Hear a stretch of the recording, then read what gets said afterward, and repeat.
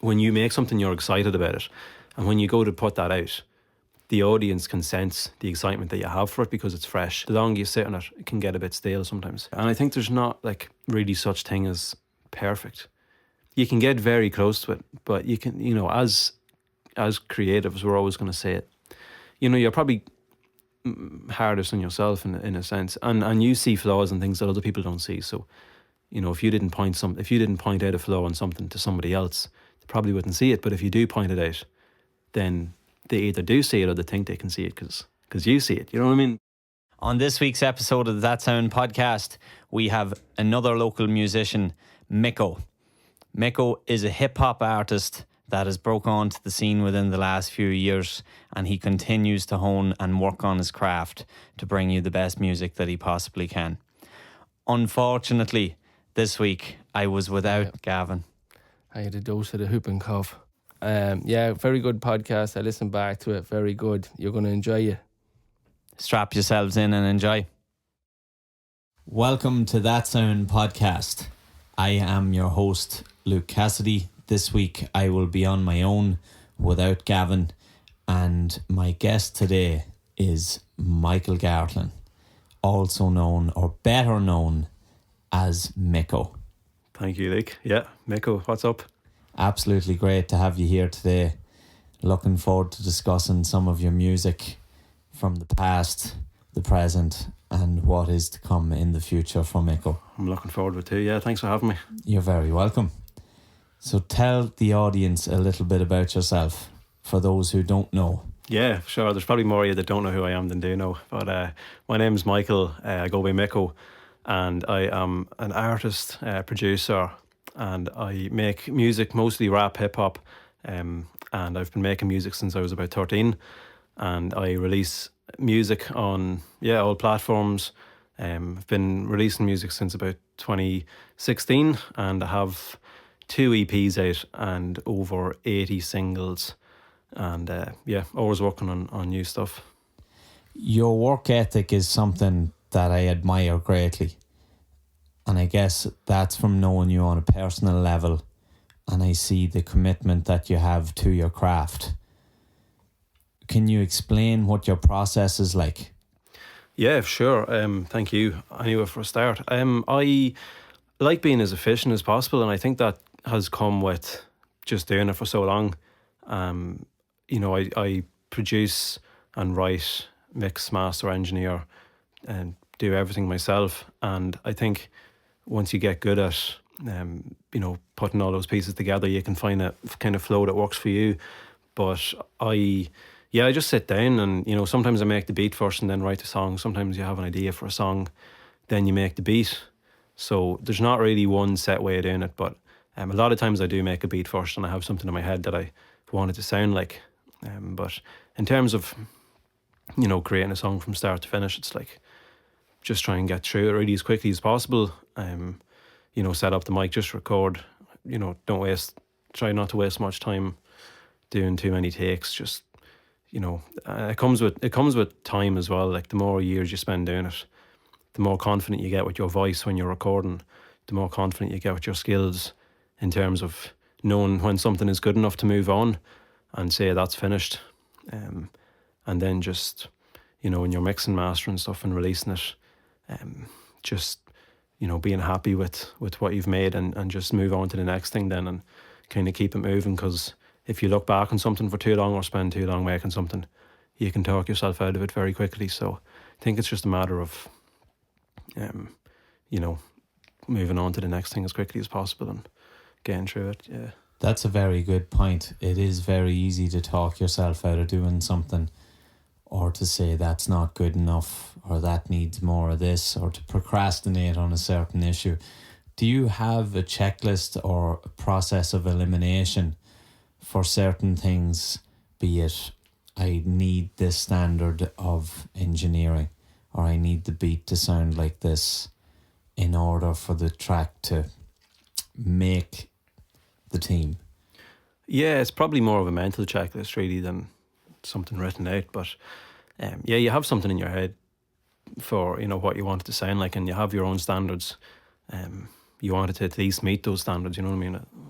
For sure. ideally like exceed them. But yeah, it's just trying to be the best that you can be when you do every single task. You know what I mean? Whether you're writing or whether just trying to put your all into everything, and as long as you do your best, you'll probably make something pretty decent. Brilliant. Well, it seems to work for you, surely. Yeah, thank you. I know you'll continue to work on the process, but it's been a long time in the making, and it's definitely something that you've been getting right for some time now. Trying. It's like the magic recipe. Yeah, something like that. I don't know if it's don't have it nailed yet, but yeah, making progress and closing the gap between where you are and where you want to be. Where you want to be is one of the big things. Like, and that comes back to what we were just saying there a minute ago with deciding when something is good enough. Yes. Because when you're starting, you can't expect to be where you want to be immediately. So you're going to end up probably spending like 10 times longer on something than you want. But when you find out a process like that works for you, you're able to just do it a lot quicker, and that, the quicker you get at it, the better you get, and vice versa. When you start to close that gap, you become more efficient. Yeah. Which is ultimately the aim of the game, because it allows you then to produce more music. Yeah. Or to work on what's important. Yeah. The music being very important in what you do, it's also important to note for our listeners that you're fully self-sufficient, that everything you see that is released from Micko is all done by yourself. Yeah. The artwork, the engineering, the writing, beat making, everything. Yeah, that's the way I've done it. I was actually talking to another artist about that as well only a couple of days ago, and we were saying that we both started doing it the same way, and she was saying that she doesn't like wasting time either, likes being efficient, and actually doesn't like say just coming up with ideas for too long. We'd rather just get into it and make something as quickly as possible. And it actually got me thinking about something that is the relationship between how you start making music and the music that you make. That's how that actually a impacts very it, because point. we were talking about, like, as you said there, like, I started making music when I was 13 just on my own. That's still the way I do it, and I actually find it a bit, I haven't done loads of it, but I do find it a wee bit difficult or awkward to do it with someone else in the room. Okay. So if you're writing something, you mightn't be as, say, personal in what you're writing. If someone else is, you might feel like, I have to appease this person more if they're in the room, whereas I think if there's no one there, you can just put it out and you forget about it. You're feeling like they might cast the eyes of judgment upon you. Yeah. Whereas people that make music with lots of other people in the studio, I feel like sometimes they're trying to please the people that are just in the studio. Instead of pleasing themselves. Rather than pleasing themselves. Because I think as an artist and musician, no matter what you do, you have to make music that you like first. That's really like the ultimate. It's important to be authentic, and it's important to be honest. Yeah. And for those of you who are listening in, myself and Michael would both often talk about the teachings in the books, The Four Agreements and The Alchemist. And we would talk about that often, mostly over coffee, that those conversations go on for far too long. But we hope not to do that today on the podcast. But no, yeah, for sure. Like, there's loads to be learned in books like that, yeah, for sure. I think it's important in this day and age, and it's definitely something that you portray in your music, is that authenticity and that honesty. Yeah, definitely. I think it's difficult to be happy with something if you know that it's not true to yourself. If it's not you. I mean? Yeah, and I think what's the point in doing music if it's not something that is a piece of you? You know what I mean? Yeah, that's the way I look at it. If you can't express yourself, then there's really no point doing it. Yeah, like it's the same with, you express yourself through an instrument, even if you don't sing or write songs. It flows through whatever instrument you're using or whatever medium you use to create art. It comes through it. So for sure, definitely. Well, to get back on that topic of how you started writing music, the relationship between that and how you continue to write music now. Yeah. What can you tell us about that? Oh, I think it gave me a lot of time to kind of look inwards. Okay. And you spend so much time just kind of alone you become, I suppose, pretty self-critical, but it pushes you to improve as well, because if you don't have really anybody else telling you maybe, you know, how to improve, then you're going to have to dig a bit deeper and try and find it out yourself. So I think it brings you to a place ultimately where you have learned everything the hard way. Yes. Almost, you haven't taken any shortcuts because you didn't know what the shortcuts were in the first place. You learned how not to so, spend 4 hours yeah, trying to find the correct level, or Yeah. trying to work a channel, or yeah, something that is just dismal altogether. yeah, exactly. And I think you get then to a place where ultimately you're, I don't want to say a master of something, but you know it inside out, you know what I mean? So you know exactly how not to do it, you know exactly how to do it. And that like impacts your music ultimately, you know what I mean? Hugely, yes. Whether it's just on the technical side in say time or project management or creativity as well, you know, I think some people don't see the link between the technical side of it and the creativity, but there definitely is a link there. So I think all those things really, you know, I learned them from just the way that I started music and the way that I still make music. Yeah. Brilliant. Well, can you take us back to where your roots began?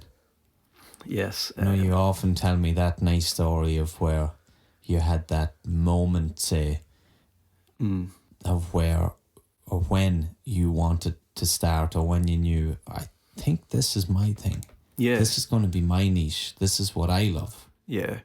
Yeah. I just remember having a thought one day. I was listening to music. I was probably like 12.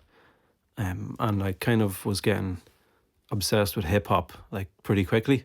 I actually didn't used to like music before that at all. Okay. And then I found hip hop and I fell in love with that. And then I'd say within like the first year of listening to it, I just had a thought one day. And I remember for some reason it just I have an image like in my head of where I was and what I was doing. I was just in the car, in the back of the car, and I had headphones on and I was looking out the window. And I can remember seeing a bridge. I don't know where it was. I think it was in Ireland somewhere. But I just had a thought, I can do this. It never occurred to me before that. Like, why would I not write a song or try to do this? At least try and write a song or try and write lyrics. And then from there, just very quickly, it was like, right, I need to start writing songs.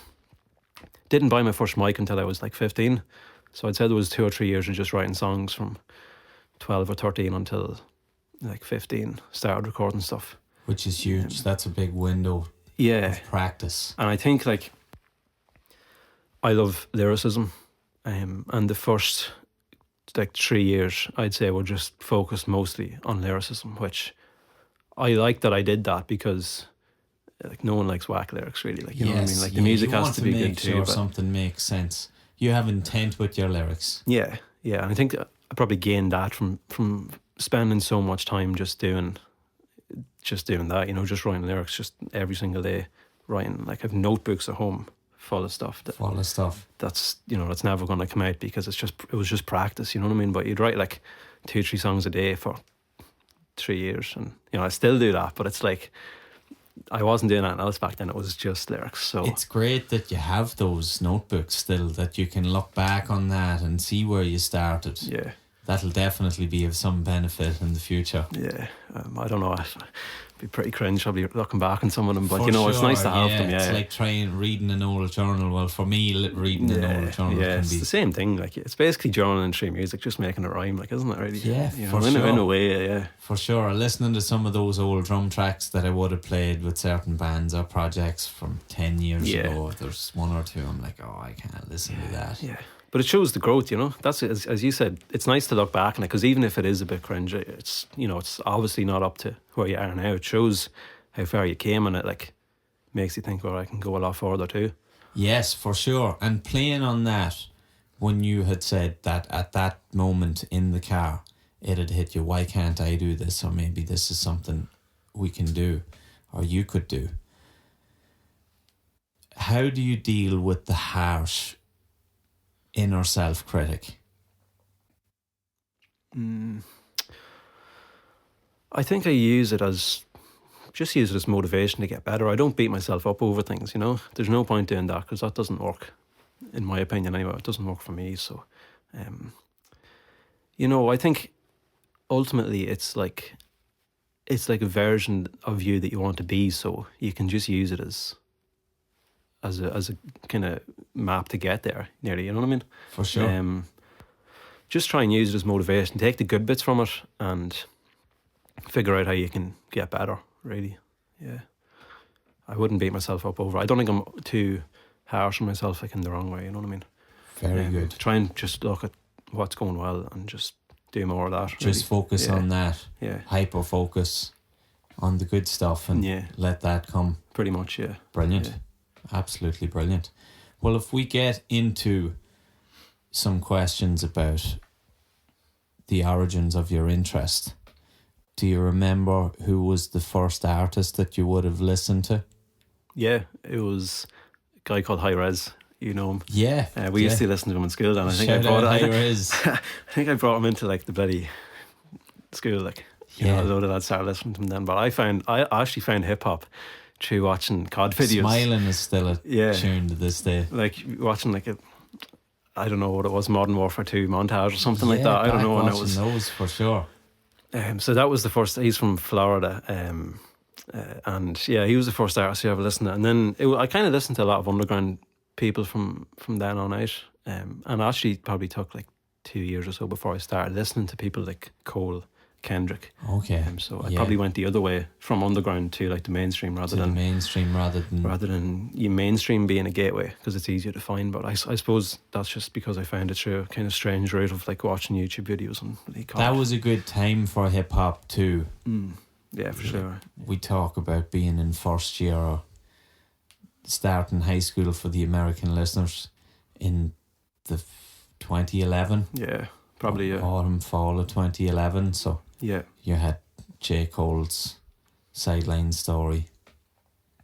Yeah. That year you would have had, was Take Care by Drake that year? I think that was around then. Might have been around then.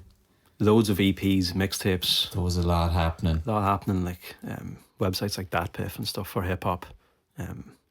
Stuff that, you know, you didn't get before. And I think that was when the internet really started kicking off in terms of ease of access and also ease of like means to record music. And I think it struck a good balance then, because there weren't so many reels on Instagram. I don't think there were videos on Facebook at that time. I can't remember. Until a later stage, so we weren't seeing it on 4 or 5 different platforms. Like you had to log on to YouTube to watch White Boy 7th Street. Yeah. Lighten up some guys on COD. Yeah. Yeah, like you didn't, it wasn't just easily presented. I suppose there was as you said, maybe a nice balance of, you had to go searching for what you really wanted and do some digging. Yeah. To find the stuff that really interested you. But it was all there, you know. It was all there. And I think, it was really good era hip hop. I still listen to stuff from that era, period. Like, for sure. It's like what you grew up on, really, you know. Yeah, and I think some of those albums also maybe hold a place in your heart. They remind you of a good time. Like, I always have fond memories of Drake's Nothing Was the Same. And I had just got a voucher for Spotify Premium for Christmas. Right. And the album wasn't long out, so it was something that I just started bumping over and over straight and over onto that again. Yeah. And I was like, I really like this. This is brilliant. Yeah. Yeah, it's nice to be able to look back and have something that reminds you of a certain period. Like, yeah. Fondness. Yeah, for sure. Yeah. Well, on from High Res being the first artist that you would have discovered. Shout out to High Res from The Voice in Ireland. Can you remember what the first CD it was or album that you bought from a hip hop artist? I guess it would have been different to the first one that I pirated. We'll come back to that story. But I think it was actually High Res as well. I think he had an EP called Smiling. If I'm not wrong, it was probably like 2013 or 14. I think it was that. There was one with like a picture of a clock, and I actually can't remember the name of it. But I think it was 2013, 14. I bought it on like iTunes. That would have been the first one that I bought. Yeah, I don't know when the first thing I bought physically was. Probably like when I was mad younger. Probably wasn't even hip hop, but probably something else. Yeah. Can't remember. Very good. That would have been the first hip hop one, though. Yeah, definitely. So high res is very much the origin of the story. Well, could you give us an example of where that progressed to in the coming years? In terms of artists, where your journey led you. Yeah, listening to different artists and inspiration. As I said, like it was a couple of years listening to underground artists like him. I started listening to like, just off the top of my head, like OCD, Motion Twist. I remember, there's one song I wish I could start up that old iPod. Probably on it somewhere. Just there was one song in particular was really, like, really good, was in my rotation. Right, yeah. They had loads of good tracks. It was them, like Hoodie Allen. Hoodie Allen was big at that stage too. Yeah, Mike Stud, just goes by Mike now. Just like loads of artists, kind of Time Flies as well. I don't know if they still make music, but they were very good. I learned a lot from freestyling about Time Flies. I remember looking at, I think his name was Cal, doing freestyle. I used to be listening to like Chris Webby as well. Okay. Like Riff Raff even as well. Like, and like I used to watch all those freestyle videos, and then I was like, I didn't even know that was possible. I was like, nah, this has to be staged, because like that's how bad I was at it. I didn't even think you could freestyle. I didn't even know what it was. So it's like we've come a long way since then with freestyling. But and then it got to like Nas, Big L. Like when I was like 17, started listening to Nas, Big L, Mobb Deep. Still listen to them a lot. And then that was like heavy in the kind of rotation. Since then, for a couple of years, it was like heavy East Coast underground, not underground, East Coast boom bap, hip hop, and then it went to Cole, Kendrick, and it's kind of just a mix of everything now. It's like underground, mainstream, just mad stuff I found on YouTube, whatever, just friends, music, everything. Yeah, brilliant. Well, that's great to know. It's a good mix. Like, I don't really have like a playlist around that I go to or certain artists. It's kind of just whatever I'm feeling. Yeah, I think personally, it's very important that we listen to a broad range of music, or listen to some other genres as well, but even within the genre of hip hop, that you explore different artists, different sounds, as you said, with the heavy East Coast presence in your rotation for a while, a lot of boom bap stuff, which is very different at times from the West Coast feel. Yeah, for sure. It's very important that you have a knowledge of the history and the feel and where some of the big hitters have come from, or what their influences were, or where they started out. Yeah, definitely. It shows you what's possible, and it shows you, like, in terms of growth and in terms of just the music itself, like what type of music you can make. You know, I think you probably become some sort of product of everything that you listen to put together in some sense. So I guess the more stuff you listen to, the more inspiration you have to pull from. But yeah, the East Coast stuff was, like, I got a lot of the kind of lyricism things as well from that, you know, listening to like Big L freestyles and Nas was just pure lyricism. And then I guess just the more stuff you listen to, as you said, the wider the scope that you have for appreciation for music as well, of different genres too. For sure. When you got to visit New York, did you get to go see any landmarks that you wanted to see? Not really, to be honest. No, we were only there for like two days, I think. So, I mean, it was just nice being in the place where hip hop was born. You know, you just get the sense from the city it's a hip hop city. It's just sick being there. Yeah. Really cool. Very nice. Very nice. Well, outside of hip hop, are there any genres that you're currently listening to, or that feature heavy in your rotation? R&B. I listen to a lot of R&B. Guess a bit of pop, a bit of country music actually as well. Just singer-songwriter stuff. Yeah. Brilliant. Could you give an example of some of the artists? I guess you could say John Bellion, in a sense. Yeah. Like, I know he's hip hop, too, but there's a pop crossover there as well. John Bellion's probably featured heavily in the rotation for for a few number good of few years. years. I don't know, singer-songwriter, like, I don't go that deep into it, like John Mayer. Like country, I actually started listening to a lot of like kind of underground, I don't know if you call it underground country, but just stuff you find on YouTube. Dirt road just, like, country. I don't know what you call it, but non-main road country. yeah, like I don't know. I like discovering new artists. You know what I mean? Like, say if it's with hip hop, just an example. Last week, started listening to more of like Deontay Hitchcock, Okay. for example. That's just like one artist. And then I listen to like, the same in country, just small artist. It's just nice discovering new music. You know, Very good. no matter what genre it is. Yeah, it's always nice to come across something that resonates with you, or someone who's not huge yet. And Yeah. hopefully some of these people will Yeah, become a big hit, yeah, and you just fall in love with a certain track. yeah.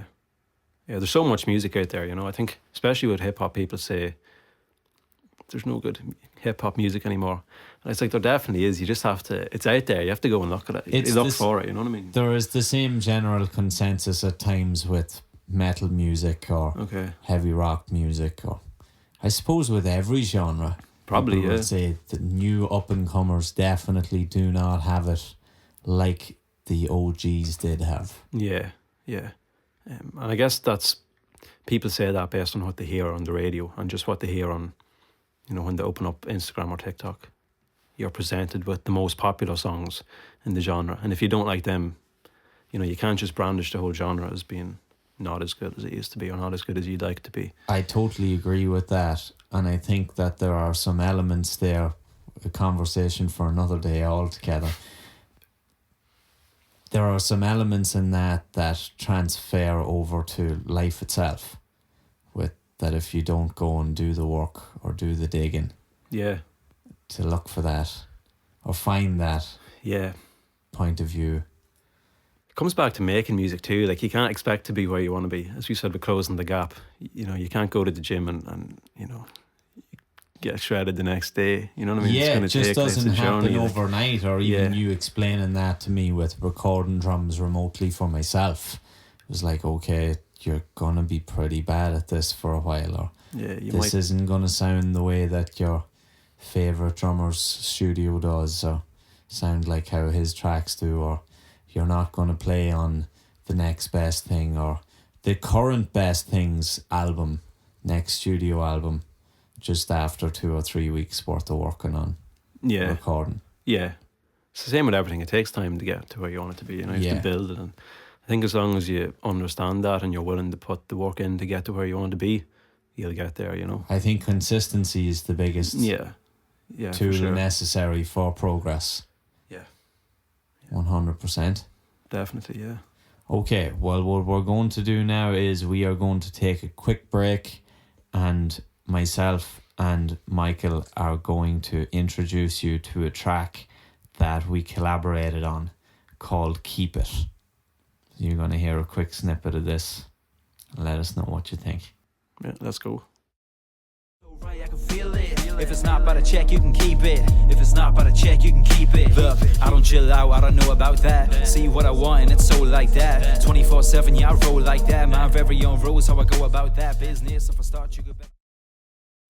That was Keep It by Micko for you all out there who may not have heard that before. That will give you a representation of some of Michael's music, some of Micko's music here.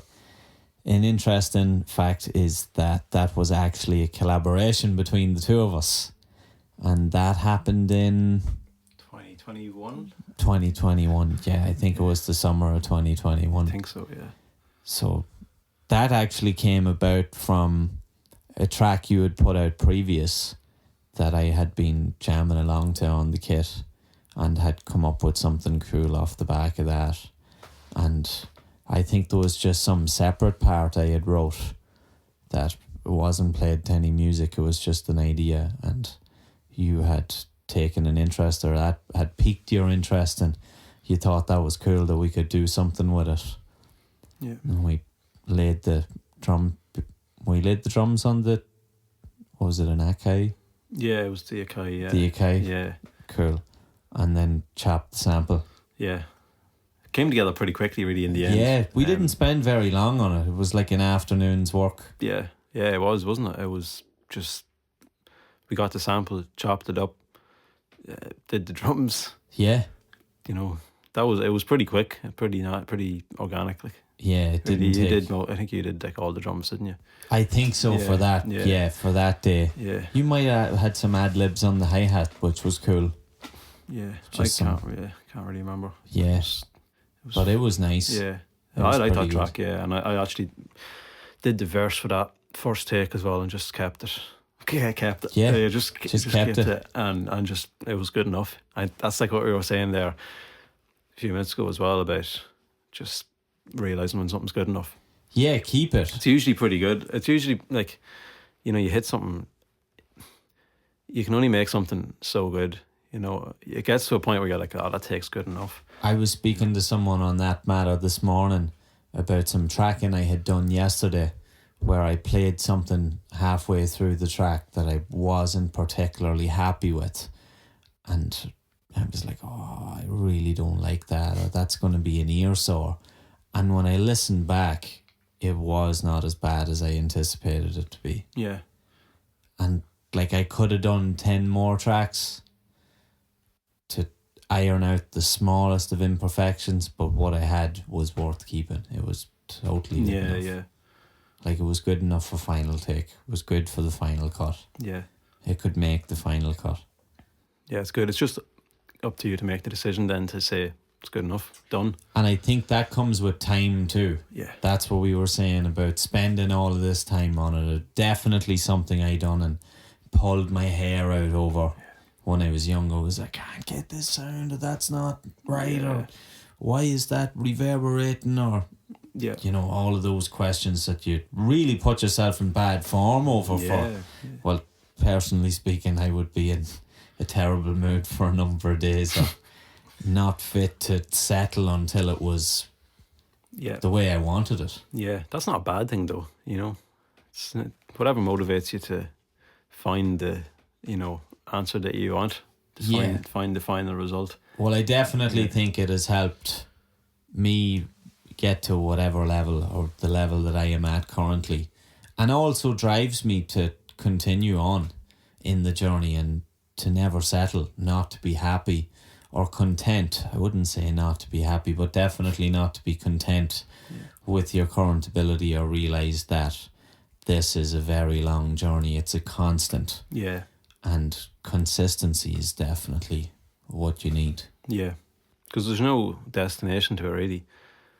It's just the journey the whole way through. You have to enjoy it every day, really. Yeah. You know. And it's to be enjoyed every day. Yeah.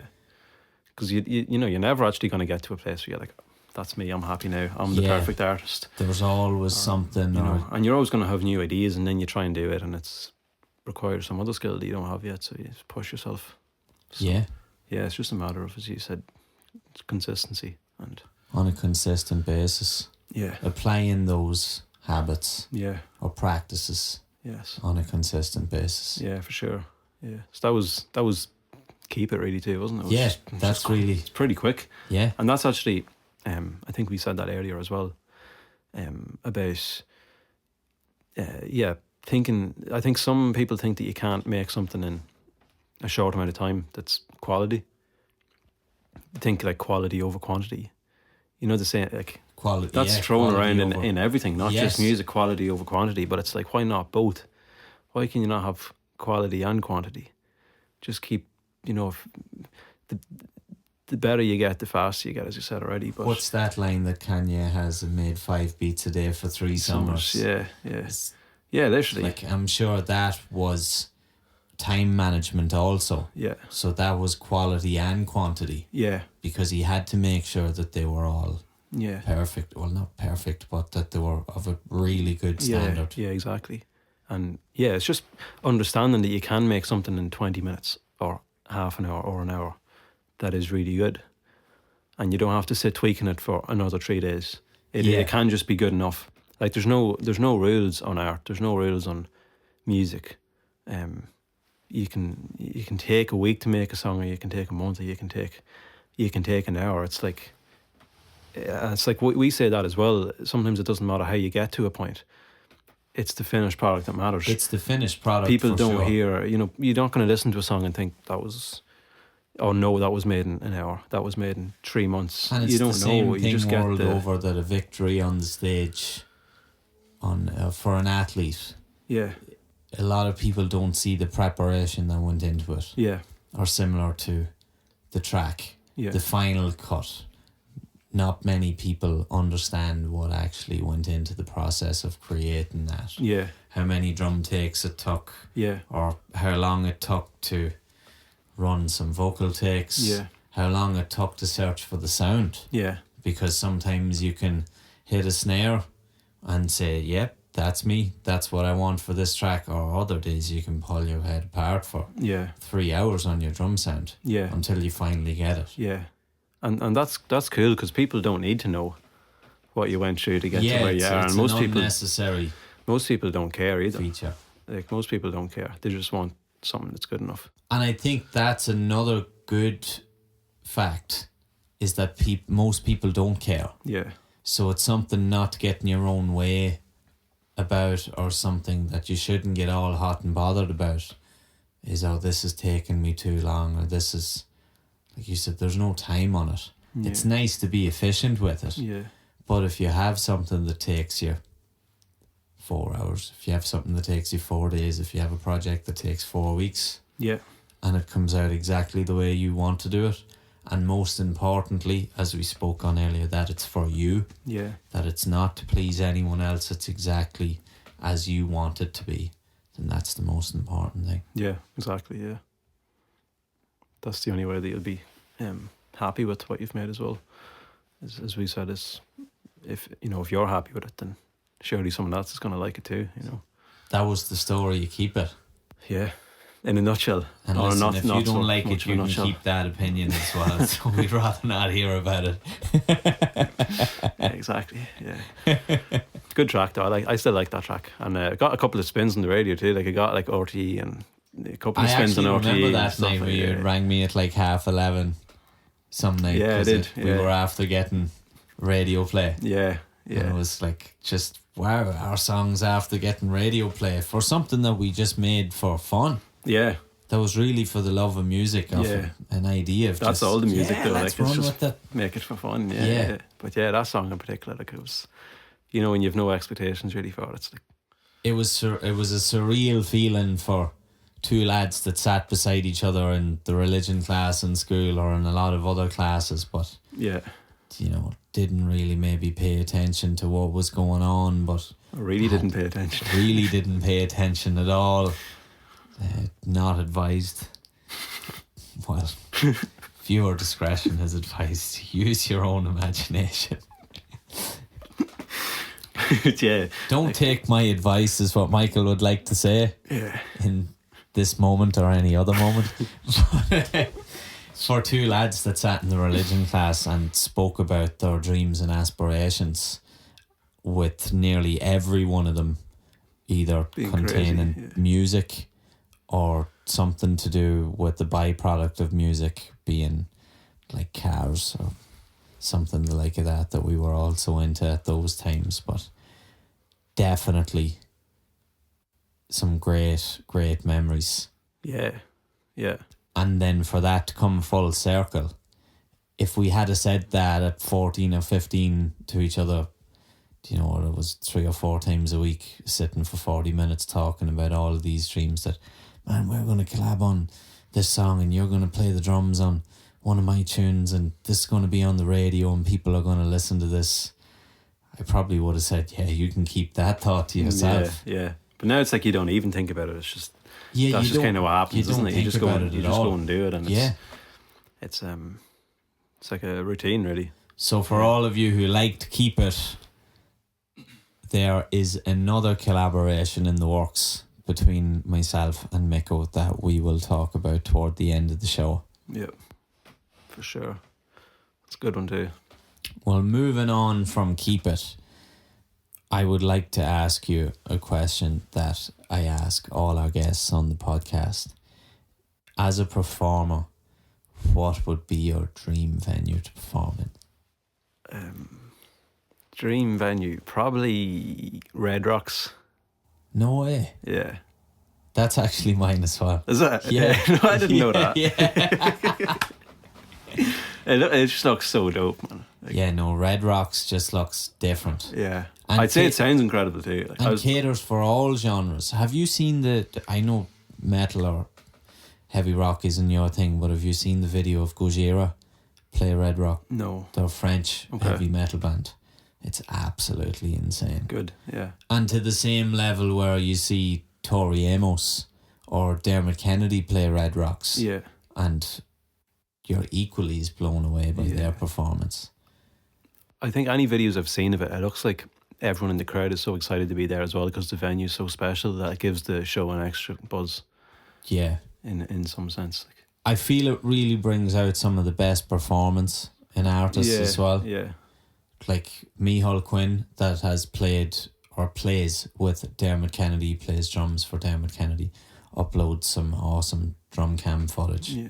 And he had some drum cam footage from the Red Rocks gig, and it just looked insane. Okay. Yeah. Like, that guy's on another level, but just on the night seemed to just really have everything. Just go crazy. Yeah. Yeah. Yeah. Yeah. Just so, have it all line up. Yeah. So I'd say that's my dream venue. Yeah. That'd be pretty cool. Definitely. Yeah.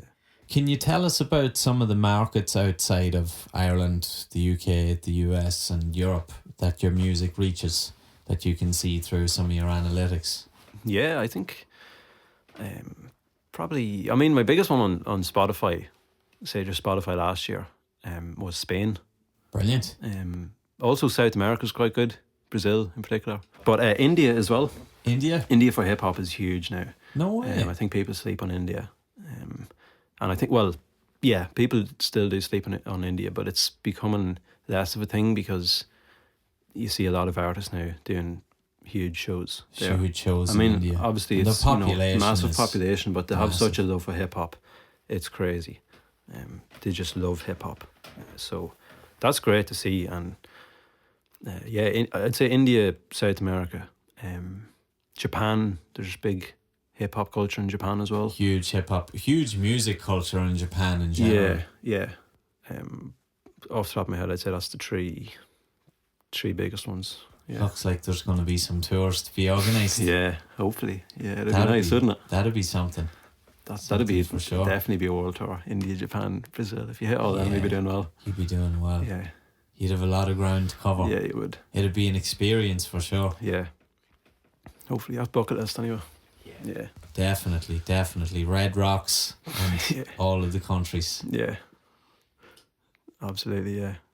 When we talk about the creative process behind you making your music, so what does that look like outside of what we done with Keep It? So right now on the stuff you're working on, can you talk us through what it's like from start to finish? Yeah. So I think for singles, it's still just sit down and try and make the best song that I can. There's usually not any theme in terms of like I have to stick to this sound. You can sit down, like sometimes I can sit down and say I'm going to make a boom bap song, and it turns into like a love song. Okay. So it just doesn't. There's not really a structure to it. Sometimes you kind of just. There's no hard and fast rules. Yeah, you kind of just go wherever it takes you, whatever you're feeling that day. But if I'm making like I'm working on an EP at the minute, and I have made 2 EPs and released them already, but this time putting a lot more effort into making sure that the theme of it is like apparent kind of throughout the whole project. That everything follows sort the of theme. holds Yeah, and that sonically throughout the tracks.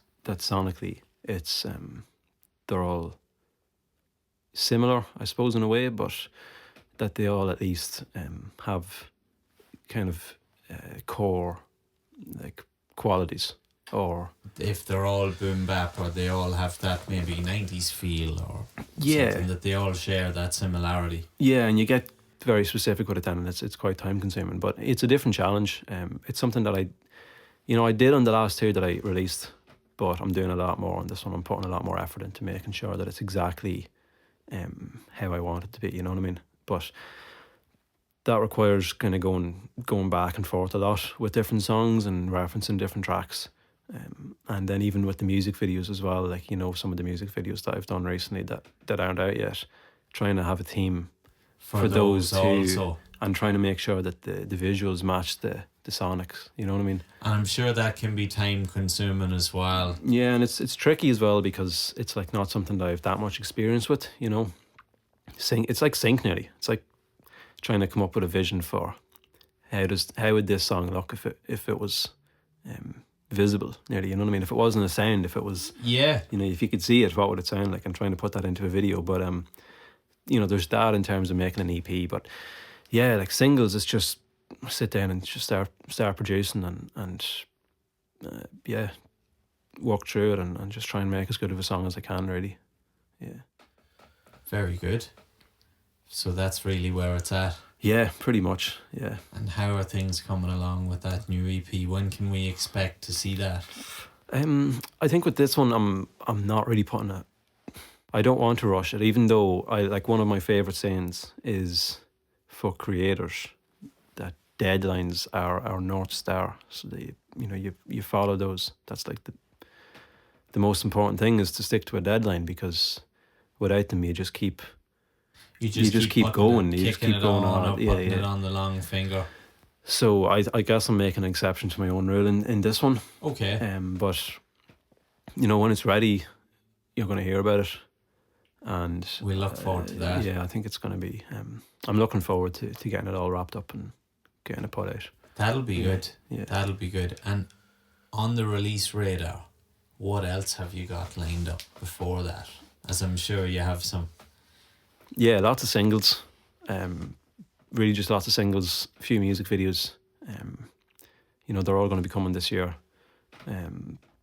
I keep a vault of, I call it the vault, of all the songs that I have finished. You know what I mean? And that haven't come out yet. And there's a lot on it. There's a lot on it. There's probably over 100 songs like at this stage that are going to get dropped. That are finished. Yeah. So we've got a lot coming. It's a lot, like, yeah. So that they're all just going to be coming, you know what I mean?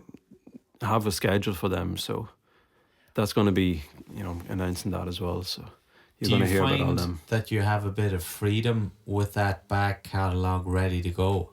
That it takes a little bit of stress off what you're going to do next? Like, you have the plan set, all you have to do is follow the actions, and it clears up some mental space for you, gives you clarity to focus on what's most important, which is ultimately making the music. Yeah, I guess it does in a way. I think there's pros and cons to it. I was actually thinking about this recently. I don't, you know, if I was starting it again, say, I would actually just release them more, you know, as soon as I create them. Okay. Rather than trying to stockpile songs, because you can quickly move on from what you've made and not be that big of a fan of it. So a lot of the songs that I made recently, I just dropped them as soon as I made them, or at least scheduled them, you know what I mean, as soon as I made them, because I think when you make something, you're excited about it, and when you go to put that out, the audience can sense the excitement that you have for it because it's fresh. You capture that excitement, and then that comes across. It comes across that this is something new. This is, you know, you bounce off the artist's love for the song while it's still fresh. The longer you sit on it, it can get a bit stale sometimes. I totally agree with that, or that resonates with me, and I would find that from my perspective when I'm playing the drums or playing the guitar, or if I'm co-writing with someone or writing a song, I'm capturing a mood or a thought in the moment that is maybe this minute or this hour or this day, and once I follow that, I feel it's become more important to finish things or to document the ideas, because if you just write some notes down either in your phone or physically in a book, and you don't sing or you don't play the guitar or you don't come up with an idea, you can lose the whole flow of it. You can lose the rhythm, or as you say, it goes stale. Yeah, doesn't really mean anything then. Yeah, or it's like, that's old. Yeah. Or sometimes I'm not sure if you do, get that feeling similar to looking over an old journal where you cringe, you go, I don't really feel like that anymore. Maybe I should bin that. Yeah. That's not Yeah. that's not who I want to be Yeah. represented or represent myself as. Yeah. So yeah, exactly. It's the same thing really. As you said, like I think a song is really, it's capturing a moment, you know, in just audio format really, isn't it? I mean, and that can be the moment you make the song, you can be talking about what's happening now, or you can be talking about what's happened in the past, but the song is how you were feeling when you wrote it and made it. So I think it's important to put it out while you still feel like that. Yeah, because because when you change, then you're it getting can. a more intense feeling or a more intense portrayal of that emotion. Yeah, and to kind of bounce off that, like I spend so much time stopping what I'm doing and just writing a song because I feel something.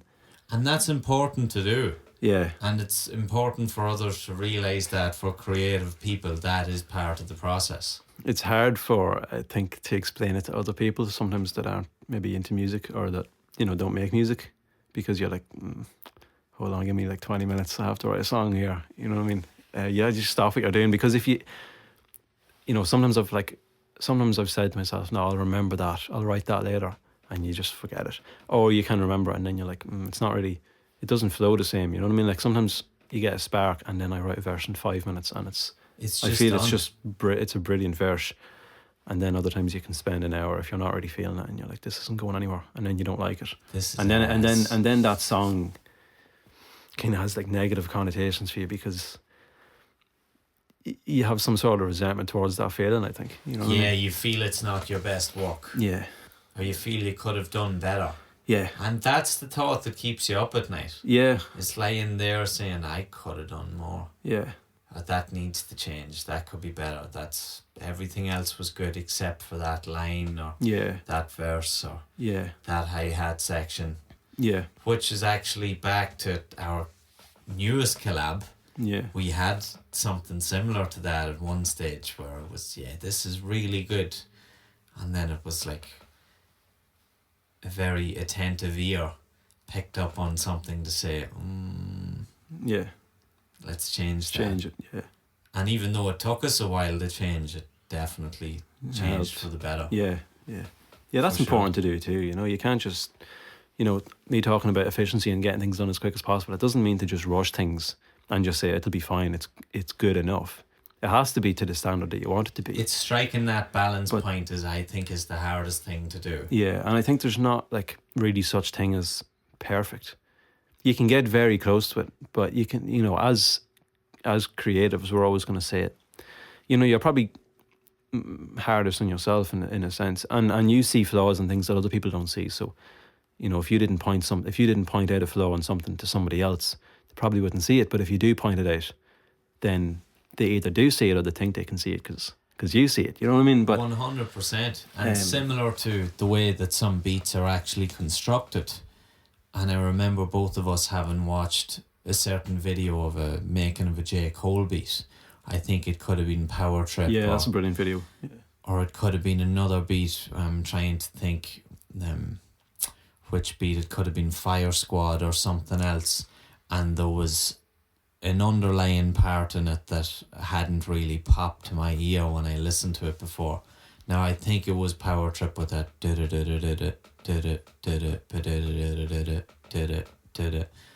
and that wasn't something that I had been hearing, and you had like pointed it out as to say, do you hear where that sort of falls under? And I was like, oh, now I do. But I didn't hear it.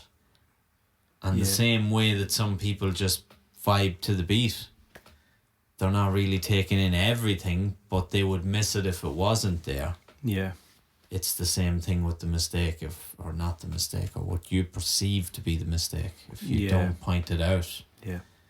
people aren't going to see it. Yeah. Sometimes it's best to keep it to yourself. Yeah, You know, I suppose different situations call for like different approaches, but yeah, sometimes with that stuff, it's and we talked about that before in terms of like picking, as you said earlier, picking a snare, picking a hi hat. You could have narrowed it down to 3 hi hats, and you're trying to choose which one you're going to use in your song. It's just like, just pick one, because no one's going to listen to it and say, bro, you should have picked the other one, because they didn't know the other one existed. yeah. So it's just like, pick the one that's You know what I mean?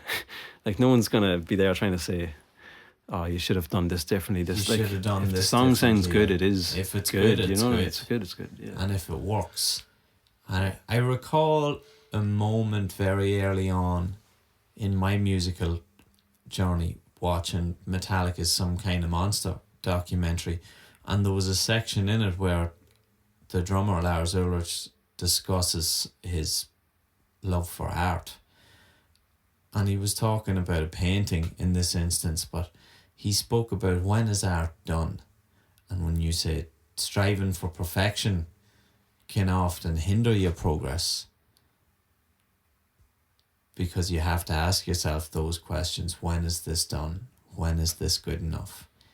And if you don't have the correct tools to call a day on this project, or to say this is done, or to step out and look at it from the outside in, then you're going to be in trouble, because things are never going to get done. Yeah. Like that works for me, that works for you too. I guess some other people are probably different. Like I actually heard just the other day, I was listening to an interview with somebody, and it was someone that had worked with Alchemist, the producer, the hip hop producer, and they were saying like Al is the type of guy that it's never done. The song's never done. Like he's just pulling his hair trying to make the song better, and they're like, no, we have to finish. You know what I mean? It's good. Like leave it. You know what I mean? But he's and obviously Al is like one of the best producers ever in my opinion. Anyway, so I guess it's just it whatever, you have to just know what works for you. I think. Yeah, it's finding what works for you is probably one of the most important things, and realizing there is no one size fits all. Yeah, it's going to be a unique experience. Yeah, for each and every one of us. Definitely, yeah. Brilliant. Well, moving on from that, what I would like you to give our listeners an inside scope of is your setup, or what you're using to make your beats, what you're using to produce all this fire music. Yeah, so fire in the boot. Fire in the boot. It's quite a simple setup. I think, we spoke about that before. It's like I feel lucky that I just need a laptop and a microphone and an interface. And it's quite portable too. Yeah. Like you could bring... Yeah, and I have done. I've brought it places. You can bring it to a hotel room. You can bring it, set it up in like 10 minutes, and you're cooking. The most important thing for anyone hoping to start this is that you don't have a Happy Meal mic. Yeah, like exactly. White Boy used to say back in the day. White Boy 7th Street. We're going to throw it back with some footage after on the Patreon of us playing. Of Luke trying to quickscope. Me trying to quickscope, which will take a lot longer than Michael trying to make a beat. I was no good at it then. I'm certainly not any better at it now. Many broken controllers there. Still has. God damn it! The setup, it's portable, and I think coming back to having a home studio, it's important to just have your things easy. Like I love the idea of making things as easy as possible for you to do, because in terms of music, if you took that as an example, I have my laptop on my desk, I have my mic on this stand, and I have my interfaces all right. All I have to do is open my laptop and turn on Phantom Power on my mic, and I can make a song. You're ready to rock. If I didn't have any of that, and I had to, I have an idea, or I feel like maybe I might be in the mood to make music in 3 hours, let me book a studio, and then you have to drive, like the spark's lost. You know what I mean? It's gone. like, you have to put the gym like in your house. You know what I mean? If you're practicing, if you're going to the gym and it's half an hour away, you're not going to practice as much. Yeah, if you make it easier for yourself to do, you'll do it. And if you make it more difficult, the likelihood of you not doing it goes up. Goes up, yeah, exactly. You can put it off. It's easier to make excuses. If you... When you make the decision to just do something, that's the most important bit, because you're already there. That's already the hard bit. And you the just small go and do it things then. Can hinder you from doing the big things. Yeah. Facts, yeah. I would see that myself with the like of keeping the studio clean. Something really small that people might say, oh man, what does that have anything to do with recording or bits and pieces? But if the studio's a mess and you've shit strewn everywhere. And you're like, oh no, I'm not going to record because I got to spend an hour cleaning this and that's going to vibrate, or it's going to create unwanted noise, or that's going to sound really poor. Then you'll kick it down the road for another day. Yeah, exactly. But yeah, the gear, sorry, went on a bit of a tangent there, I think. But that's no good.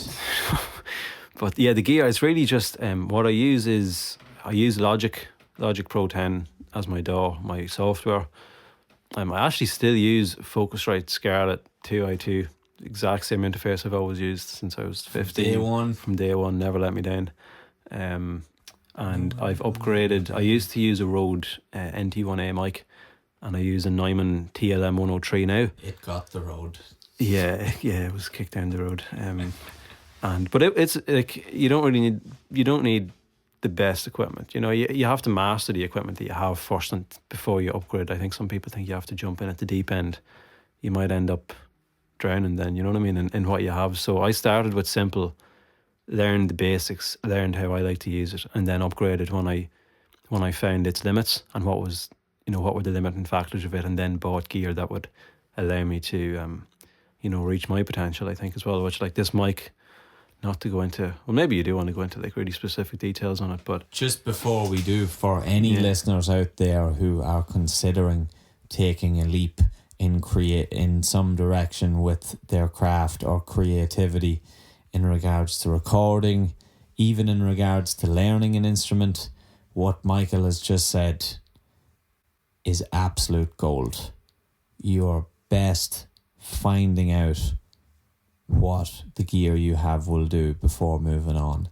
And that's a really, really important factor, because if you jump in at the deep end, the likelihood is that you won't drown because you'll be above water. But what actually will happen is you could get frustrated hugely, because it's similar to the saying that Michael Jordan had. It's not about the shoes, it's about what you do in them. So you can have the most expensive mics in the world, most expensive preamps, interfaces, use the most complex DAWs or studio recommended DAWs, industry standard, and if you can't use it, it's not going to be worth the shite to you. Yeah, it's a waste of time. Yeah. So you have to figure out how to do what you want to get done first, and then go from there. Like, I mean, when I started making music, it was literally just, I didn't start doing absolutely everything. I did pretty much everything, but I didn't produce music until a couple of years after I started recording. I used to just buy beats and work with different producers, and then similarly found the limitations of that like very quickly, and said I need to do this myself and grow from there, and that's helped too. But you know, what I'm saying is, it was just, I used to open up like Reaper. I used to use Reaper, and I'd load the beat, and it would just be an MP3 one track beat, and just use that, you know what I mean? Just spit over that, set up the mic, spit over that, do a couple of, probably didn't even used to do doubles or ad-libs, I don't even know, or you know what I mean? It'd be like a verse, hook, verse, like that'd be it. It'd be like, no layers. There'd be like 5 tracks in the whole song, you know what I mean? And then like really simple processing on it. But it got me to where I am now, you know what I mean? You have to just start by, just take the leap, and just, it's more important to start, you know, if you are thinking of doing something, just start. You're best to start. You're best to just, like the wise words of Mac Miller, you got to jump in to swim. Yeah, exactly. Yeah, you can't, if you sit there thinking, oh, I'm going to start this in a year when I have this, and when this is right, and when the timing of this is better, and when I feel like, they're all excuses, you know what I mean? Yeah, you have to just you got to take on what's here and now and just get stuck into it.